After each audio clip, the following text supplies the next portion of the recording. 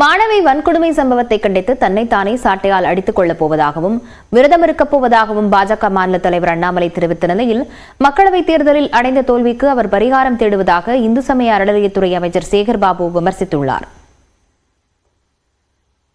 என்னுடைய இல்லத்திற்கு வெளியே நான் நின்று சாட்டையால் என்னை 6 முறை நான் அடித்துக் கொள்ளப் போகின்றேன். சாட்டை என்னை அடிச்சுப்பான். நாளையிலிருந்து திமுக என்கின்ற கட்சி தமிழகத்தில் ஆட்சியிலிருந்து அகற்றப்படும் வரை நான் செருப்பு போட மாட்டேன். செருப்பு போட மாட்டேன். நாளையிலிருந்து 48 நாட்கள் நான் விரதம் இருக்க போகிறேன். பிப்ரவரி 2வது வாரம் முடியும். 6 படை வீட்டுக்கு நான் போக போறேன். முருகபெருமான்கிட்ட முறையிட போறேன். ஒரு சிலர் விரத காலங்களில் மாலை அணிந்து கொண்டு இருப்பவர்கள் காலிலே செருப்பு போடாமல் இருப்பார்கள்.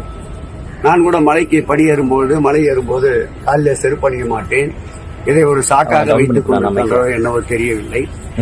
அதேபோல் நாடாளுமன்ற தேர்தலில் அவர் பெற்ற தோல்விக்கு இதுவரையில் பரிகாரம் தேடவில்லை. ஒருவேளை ஜெயித்து விடுவோம் என்று அவர் கூறிய அந்த பேட்டியிலே எழுதி வைத்துக் கொள்ளுங்கள் என்று உறுதி தந்தாரே, அதற்கு பிராயச்சித்தமாக இந்த சவுக்கடிக்கு செல்கிறாரோ என்னவோ தெரியவில்லை.